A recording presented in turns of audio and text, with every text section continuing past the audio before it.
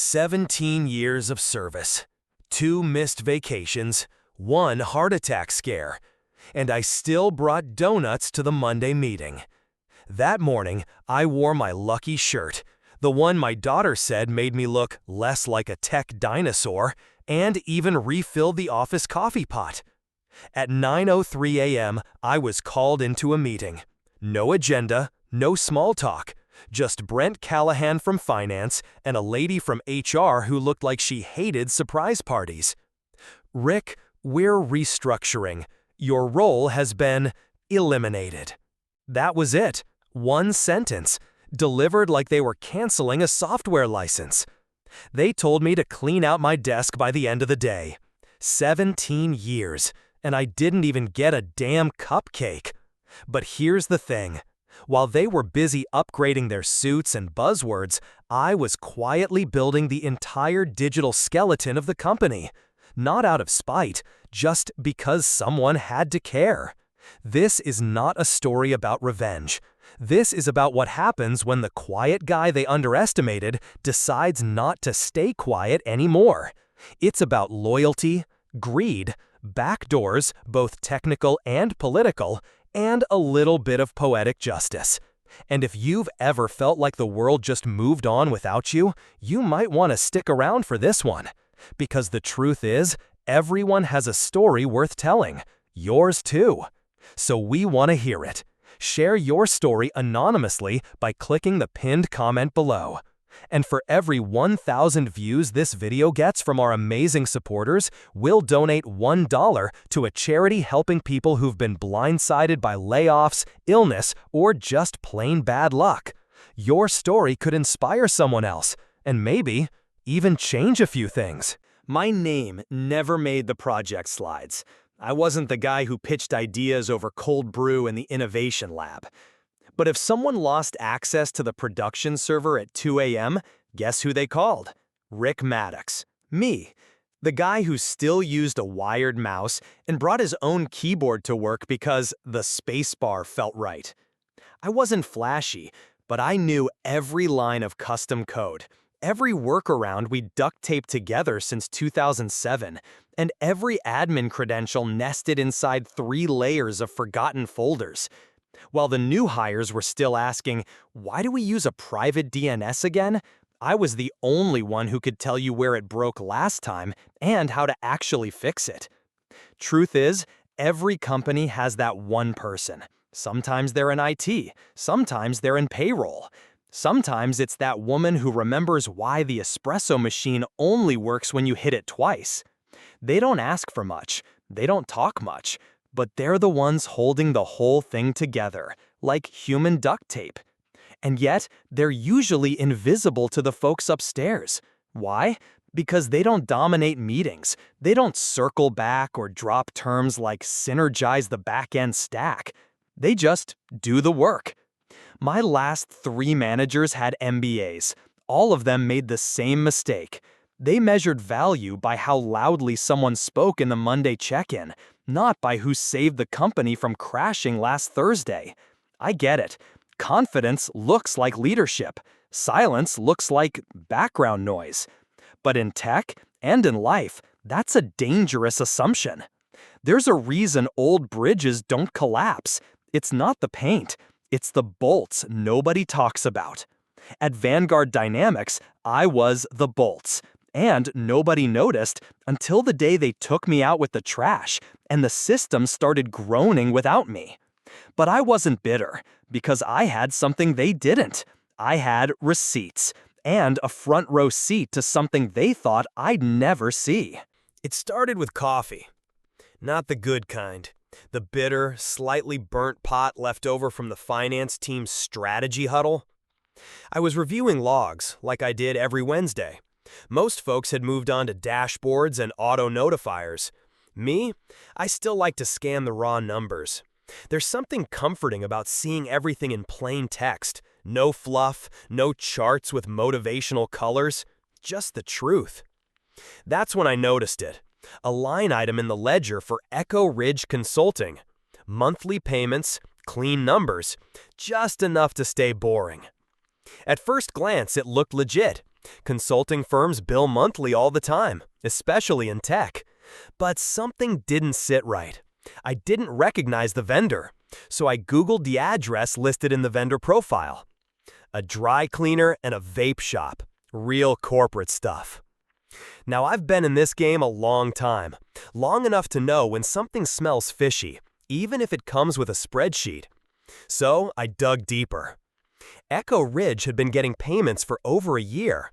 Started small, just a few thousand, but every few months the amount crept up, like someone testing how much they could get away with. The description? IT systems audit and optimization support. Which was funny, because I was the IT systems auditor, and I'd never met these people. That's when I realized what I was looking at: a shell company. If you've never heard of it, here's the quick breakdown. A shell company is like a cardboard cutout of a business.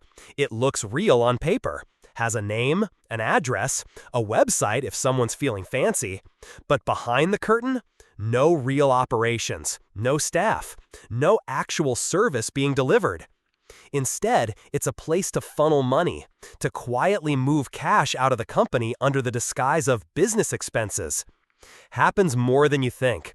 From Wall Street to mid-sized tech firms, shell companies are the corporate version of nothing to see here. I've read about it before. I never thought I'd spot one hiding in my own house. But I didn't panic, didn't blow the whistle. I just copied everything, in silence, like any good sysadmin with a suspicion and a thumb drive. Because when people think you're invisible, they forget to hide things from you. And I had a feeling this wasn't just a mistake. This was step one in a much bigger story. And I was finally in a position to write the ending. I've always believed in three things. Good coffee should be strong enough to make you doubt your life choices. Email threads should be saved like love letters. And if something smells off at work, document everything. So when I found those weird vendor payments, I didn't run to my boss or send a strongly worded Slack message. I smiled politely, nodded in meetings like I didn't know what cloud-native zero-trust architecture meant, and quietly opened my bottom drawer. Inside, a stack of USB drives that looked like they came from a Radio Shack clearance bin, each labeled in Sharpie, each holding off-site backups of systems I'd built, logs I'd kept, and receipts most people assumed had disappeared into the digital ether. I kept my backups outside the corporate network, not because I was paranoid, because I'd been asked to build the security protocols myself, and I knew what could be deleted, scrubbed, overwritten, or conveniently lost during a system upgrade. They say don't bring work home with you, but I brought evidence home. And I didn't just hoard data, I organized it. Timestamps, email chains, change logs, payment approvals. If someone ever asked, what makes you think there's fraud? I wanted my answer to be, well, here's Exhibit A through Z. Now, younger folks at the company used to joke about me, called me old man print screen, thought it was funny that I took screenshots of everything. But I'd learned something years ago during another merger. You don't win fights by yelling in the room. You win by handing over the folder nobody expected you to have. Don't argue. Document. Let them think you're slow, outdated, harmless. Then, when the time's right, plug in the drive and change the whole story. Most people think cybersecurity is about firewalls, but it's really about patience, watching, logging, backing up. And I was patient, because I knew something they didn't.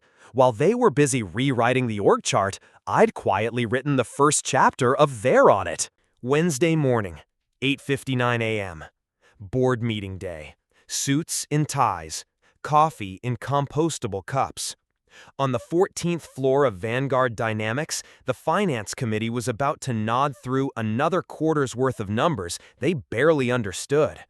And in the parking lot across the street, me, Rick Maddox, sitting in my Honda Civic, with a laptop, a burner hotspot, and a cup of gas station coffee that tasted like burnt hope. Perfect. At exactly 9 a.m., I sent the email. Subject line: Urgent Review, Financial Irregularities, Echo Ridge. It looked like it came from an internal address, one I'd created years ago for testing phishing simulations. Never deactivated, never noticed. Inside the email? Just enough detail to be credible. Dates, payment amounts, vendor name. But nothing about who owned Echo Ridge. Nothing yet. Because this wasn't the end. It was bait. See, whistleblowing isn't about yelling. It's chess. You wait. You watch. You make your move when it hurts the most, right before the bonuses are approved and the PowerPoints start flying. That's when people panic, because truth, when dropped at the wrong moment, makes executives squirm in very expensive chairs. By 9:23, my phone lit up. Daniel from operations, then Brent from finance, then Vanessa from HR, all going to voicemail. And at 9:41 came the HR classic. Your message violates your separation agreement. Cease all contact immediately or face legal consequences. Cute. Now, here's the thing. When a company receives a serious allegation, you'd hope they say, let's investigate, let's audit, let's understand. But that's not how it works. What you usually get is legal posturing, not curiosity. Because truth is expensive, and deniability is cheaper, at least until it isn't. Their goal wasn't to find out if I was right, it was to scare me into silence. But I hadn't sent that email because I wanted to negotiate. I sent it because I was ready to expose. And they still didn't get it. They thought I was bluffing. They thought I wanted hush money. They thought I was alone. They didn't know I had backups. They didn't know I had a pattern. They didn't know this was only the first domino. Because when you spend 17 years watching systems for vulnerabilities, you don't just know how to fix things. You know exactly where to break them, so everyone hears the sound. Once you know what to look for, the breadcrumbs practically glow in the dark. After the Wednesday email shook the tower, I went back through my archived logs, quietly, methodically, like assembling a jigsaw puzzle where the missing piece smells like fraud. First breadcrumb. The payments to Echo Ridge Consulting were all approved by Brent Callahan, the CFO. That much I expected. Second breadcrumb. I pulled up the vendor registration file. The listed owner of Echo Ridge? A woman named Tracy Callahan, Brent's wife. Or, as the SEC likes to call it, a related party with a paper trail. Third breadcrumb. About 6 months before the payment started, a new intern joined the finance team. Smart kid named Aiden, didn't say much. What stood out? He had admin-level access to the payment approval system for training purposes. That's like giving your Uber Eats driver the keys to Fort Knox. The deeper I dug, the more the pattern emerged. Invoices from Echo Ridge for services that weren't real, routed through Aiden's access, approved by Brent, paid on time, and no one asked questions. Why? Because each invoice was modest. $7,200 here, $9,100 there. Just small enough to slide beneath the radar. But added up over 18 months, more than $1.8 million. So I made a chart, not for drama, just for clarity. But looking at it, I had to laugh, because it looked like something out of a Netflix documentary. Brent Callahan, CFO, approved payments. Tracy Callahan, vendor owner, received funds. Aiden, intern, submitted invoices. All funneled through a fake consulting firm operating out of a dry cleaner. It was a fraud family tree. Roots in finance, branches in nepotism, watered with arrogance. And here's the thing, they didn't even try to hide it well, because they assumed no one would ever look that closely. They thought those miscellaneous expense lines were safe. They thought the guy in the back room, me, was too outdated to notice. But the quiet ones, we notice everything. We just wait until it matters. Because the biggest mistake fraudsters make isn't stealing. It's assuming the system is too boring for anyone to care. And I cared. Not because it was personal, but because, after 17 years, I still believed someone should be paying attention, even if it was just the guy who remembered where all the bodies were buried, in the ledger, of course. I didn't send the full report to the board, not yet. Instead, I made one very specific call to the only person I trusted to actually read what I wrote, Walter Crane, former VP of Compliance, now semi-retired, with a cabin outside Asheville and a reputation for making CFOs sweat through their shirts in quarterly meetings. When he picked up, his voice was the same as I remembered, dry, sharp, and suspicious. "Rick Maddox, you again? I thought you'd retired to Florida." "I thought you did," I said. "I tried," he sighed. "But my HOA, and it's worse than the board. At least corporate backstabbing comes with bagels." We met at a public park, neutral ground, ducks, joggers, no surveillance. I handed him a manila envelope and a flash drive. "This is everything," I said. "Names, numbers, vendor registrations, access logs, timeline, the whole thing." He didn't ask what I wanted in return. And that was the whole point. "I'm not asking for my job back," I told him. "I'm not asking for money, a headline, or a pat on the back. I just want the right people to see the truth before it disappears under a rug labeled internal review." Walter didn't blink. "You always kept receipts," he said. I nodded. "And backups, more than one." He leafed through the summary like it was a spy novel. "You realize what this could mean, right?" he asked. "Careers, lawsuits, maybe even handcuffs." I shrugged. "Then maybe folks will stop promoting interns to system admin because they can code in Python and wear dress shoes." He smiled at that. "You still bitter?" "Not bitter," I said. "Just done being quiet." I knew what Walter would do. He'd walk into that emergency board session with the calm of a man holding a detonator and a reason to use it. See, the real power in a company doesn't come from the C-suite. It comes from who has the facts and who's willing to show them. And in a world where emails get buried and whistleblowers get rebranded as disgruntled, sometimes you need someone like Walter Crane to swing the silent hammer. That meeting would change everything. But I wasn't going to be there. Because I had one last move to make. One they absolutely would not see coming. By Thursday afternoon, my inbox looked like a Black Friday sale on dignity. 3 job offers, all from competitors, all with starting salaries big enough to make my 401k blush. One even came with a signing bonus and a Tesla. I don't even like Teslas. Too many screens. Makes me feel like I'm driving an iPad. Still, it was flattering. Word had gotten out. Apparently, when you take down a CFO from your living room, people start to notice. But I wasn't in a hurry, because I wasn't finished. There was still one card left in my deck, a final move, the kind you only play once. See, everything I'd done so far, the silent tracking, the meetings, the report, it was all groundwork. But I needed something that couldn't be denied, spun, or swept under a boardroom rug. So I sat at my kitchen table Friday morning, wearing pajama pants and a retired but wired t-shirt. Opened my laptop, double-checked the attachment, a full dossier.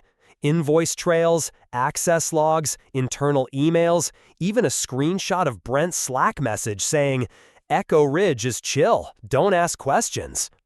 Then I scheduled it. To every board member. Subject line, "Before you approve Q2 bonuses, read this. Delivery time, 8 a.m. sharp."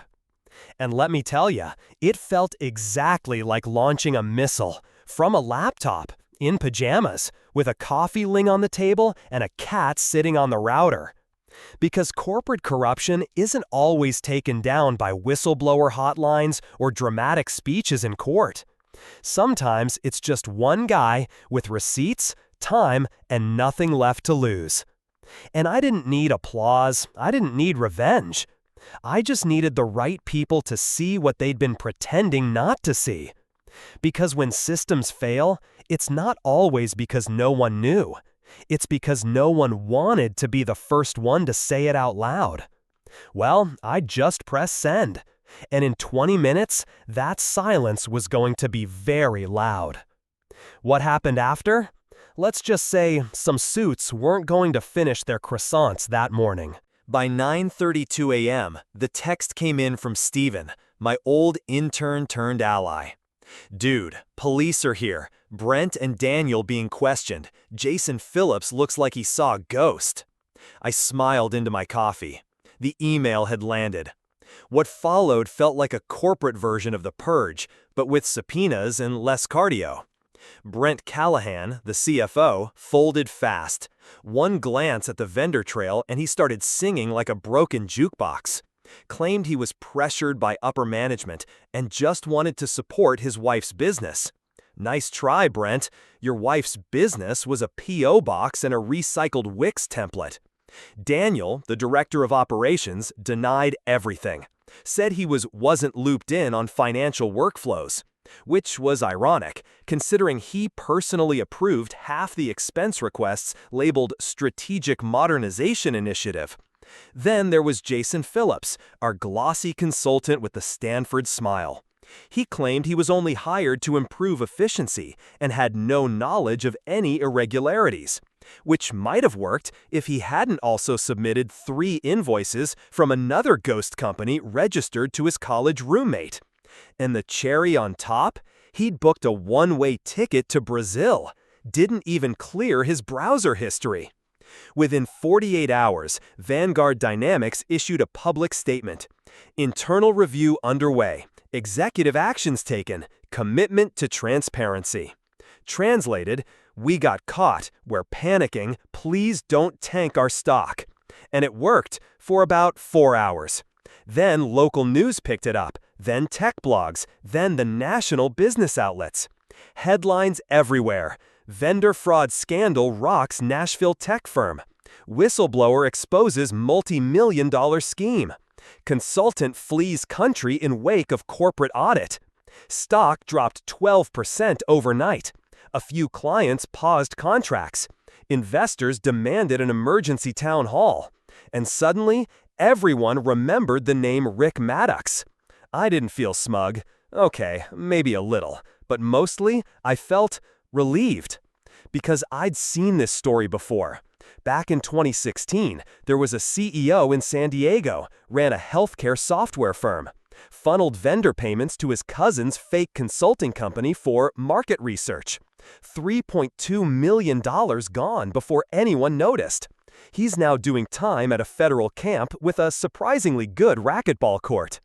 Vendor inflation isn't new, it's just quiet.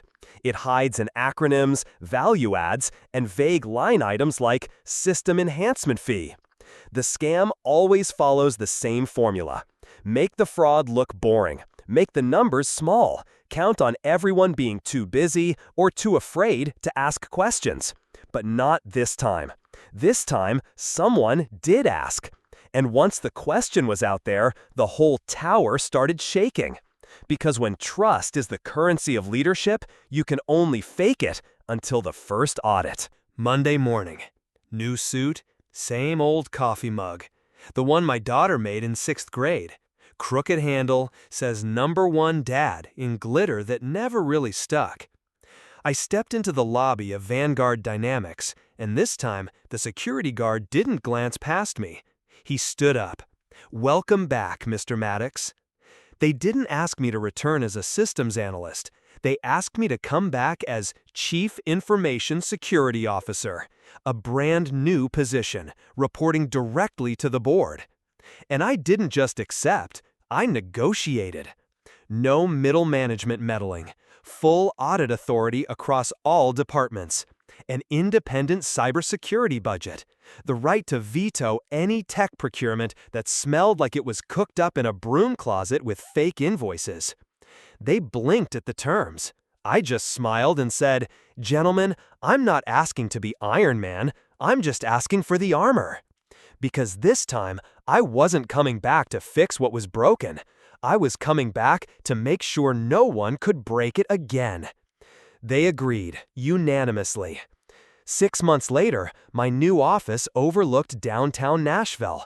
The same city where I once sat in my car, watching the tower that tried to erase me. Brent pled guilty. Daniel took a deal. Jason was extradited from Brazil, red-eyed and confused. The company survived, barely, but it would never run the same again, and that was the point. My old team now reported up to me. Steven, the kid who used to ask if he could reboot a server, was now managing infrastructure like a pro. He still sends me memes. That's how I know he's okay. People ask if I'm happy. Honestly, I'm not sure that's the word. What I feel is whole. Not because I won, but because I stood for something quietly, and the truth made more noise than I ever could. And now, when folks ask for advice, young analysts, laid-off engineers, people watching this story play out from cubicles across the country, I tell them this: some bridges don't burn, they collapse. And if you're smart, you build the next one with steel, not trust. If this story meant something to you, if you've ever been underestimated, overlooked, or pushed out by people who thought you didn't matter, we want to hear your story too. Click the pinned comment, share it anonymously. And for every 1,000 views this video gets from people like you, we'll donate $1 to a nonprofit helping folks bounce back from layoffs, health crises, or just plain bad luck. Because somewhere out there, someone's getting pushed out of their office with nothing but a mug, a folder, and a name they're hoping won't be forgotten. Let's make sure their story gets told. And I'll see you in the next video.